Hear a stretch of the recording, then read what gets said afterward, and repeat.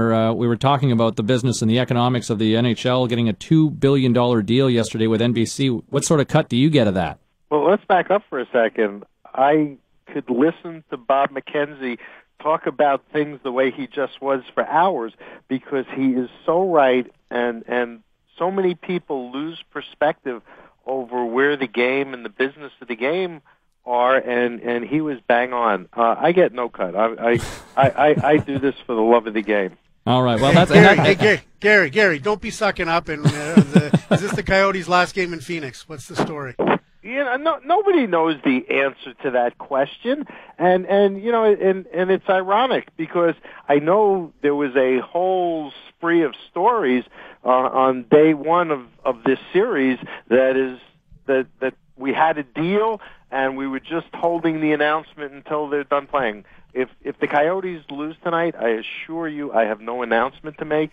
We have no deal, other than our efforts are still focused on trying to make it work in Phoenix. We had it done at one point, but the Goldwater Institute blew it up, and so we're seeing what we can do. We still have time. I'm not going to tell you when time runs out, but obviously the more time that elapses, the closer we get to the end. But we're still hopeful that we can make it work. So, Commissioner, is the league prepared under any circumstances to operate as owner of the team in Glendale next season?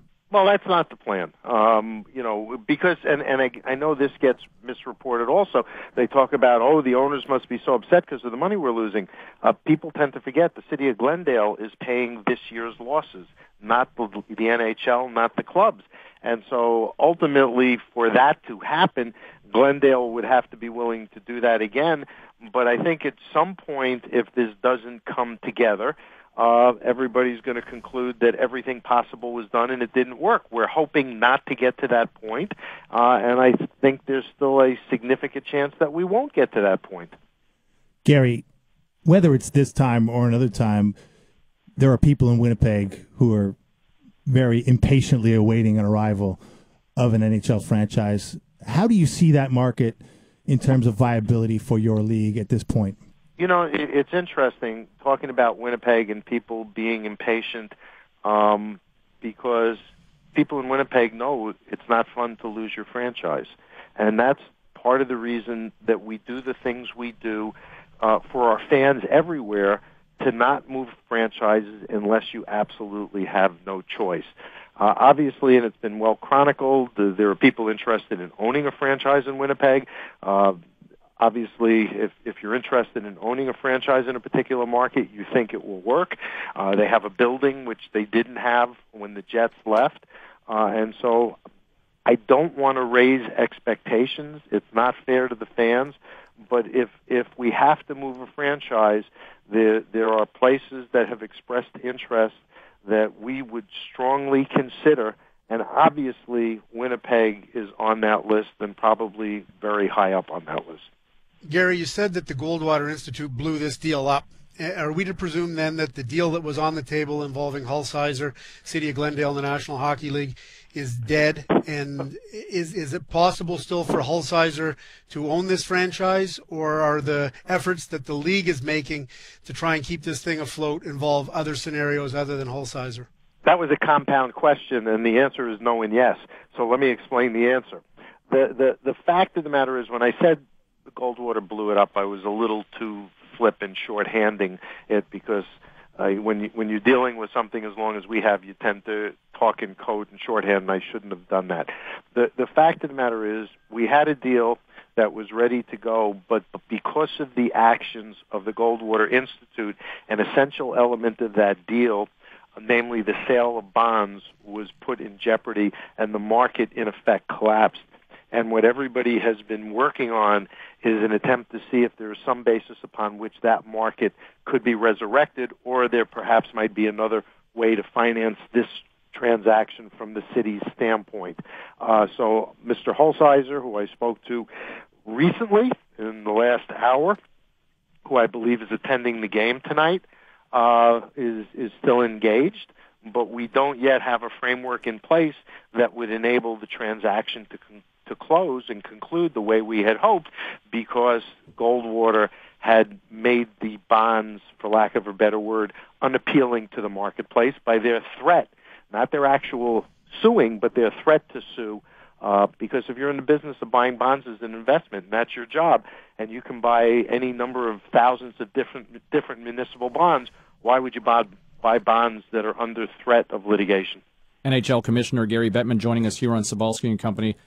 Gary, quick question, yes or no? Does the NHL still believe in the economics behind the Hulsizer deal?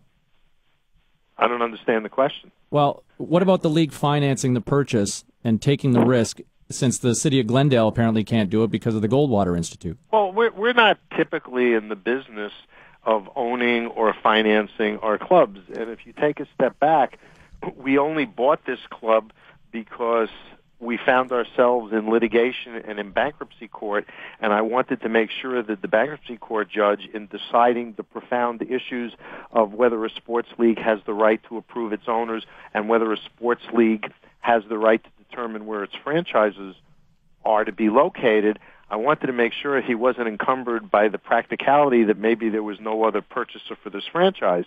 The people who were involved on the other side of that situation had done a very good job of killing the marketplace for prospective purchasers. So we decided as a league to buy the club to make sure that the creditors appropriately, the general creditors, namely the banks, were taken care of. But in the final analysis, that's not something that we and sports leagues do on a regular basis. That doesn't mean you don't get involved in some limited way, in a bridging way, but we're not typically in the business of financing clubs. Guys, two quick questions for the commissioner, and then I'm going to have to head out here because I got something to do. But well, thanks a lot. No problem. Something better than talking to me? Yeah. No, it's called Sports Center. That's how we roll. Anyways, Gary, I know you said you didn't want to put a date on it, but what are we talking here in terms of the resolution in Phoenix? Is it days? Is it weeks? At what point? It's not days, and it's not years. Obviously, we have to have this resolved before we release next year's schedule. So could it be months? Well, it could be, but we'll see. I'm not. You should have been a lawyer, Bob, instead of in the media, because I wasn't smart enough to be a lawyer. You're very good at cross-examination. But I'll give you one. I'll give you one more. Then, giving you. Since you're running off the Sports Center, I'm not giving you the headline to take with you. All right, I'll give you one more quick question then.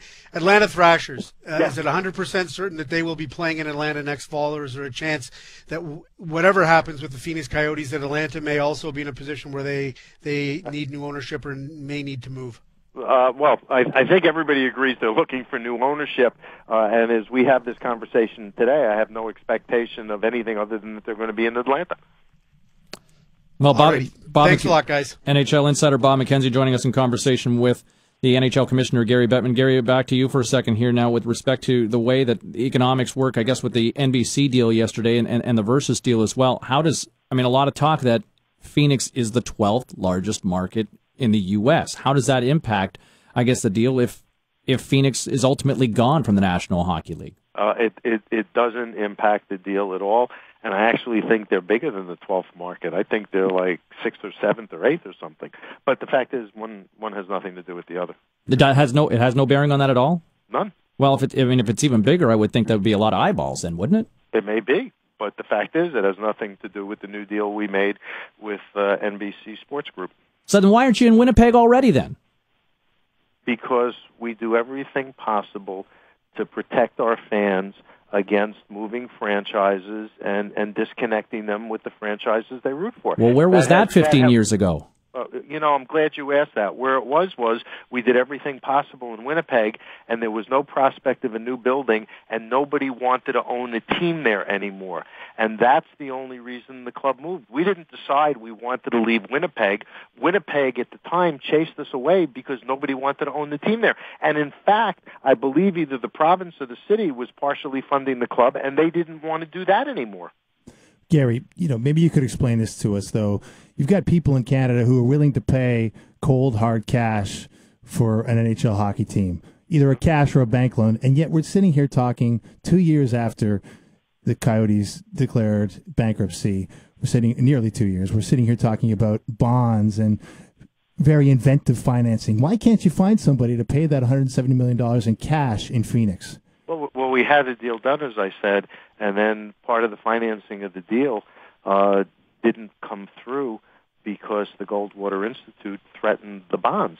And it's a peculiar question that you're asking, because when there were people trying to buy Edmonton and move it, and it was clear that they were losing lots of money 10, 12 years ago, and the building was empty, we didn't let that happen. We managed to spend the time necessary, put together a group, and save that franchise.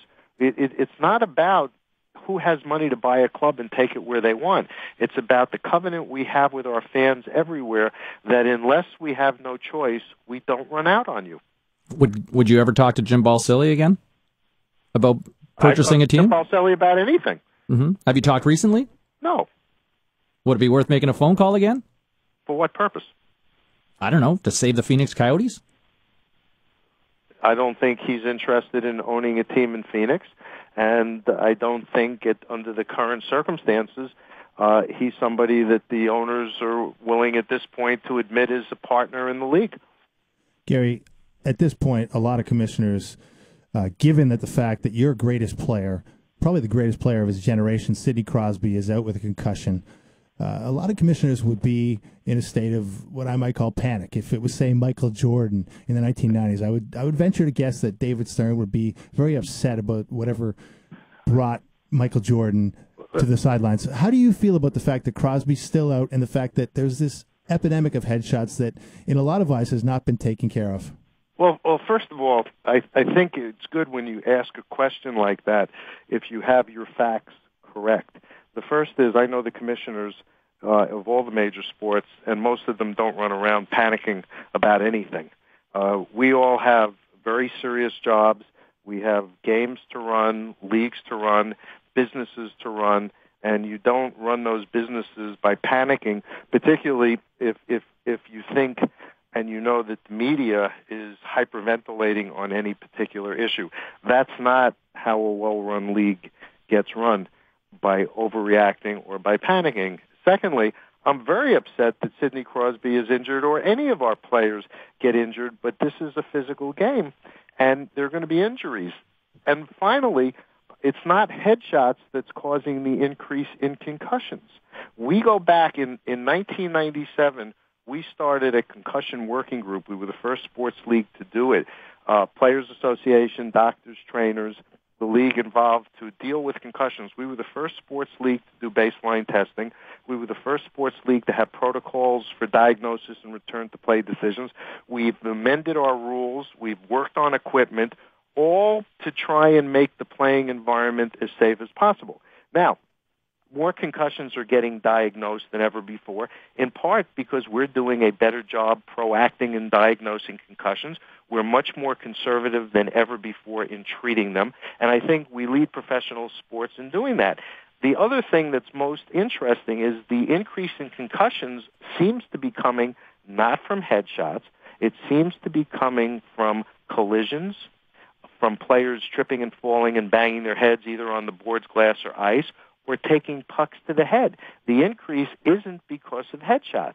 Having said that, we saw something in the game last season we didn't like, namely what used to be a legal shoulder hit to the head, but from the blind side, it seemed to be creeping into the game, and we passed a rule. We're going to continue to evolve the rules to make the game as safe as possible. I'd like there never to be another concussion in the NHL, but as long as we allow body checking and physical contact, there are going to be injuries.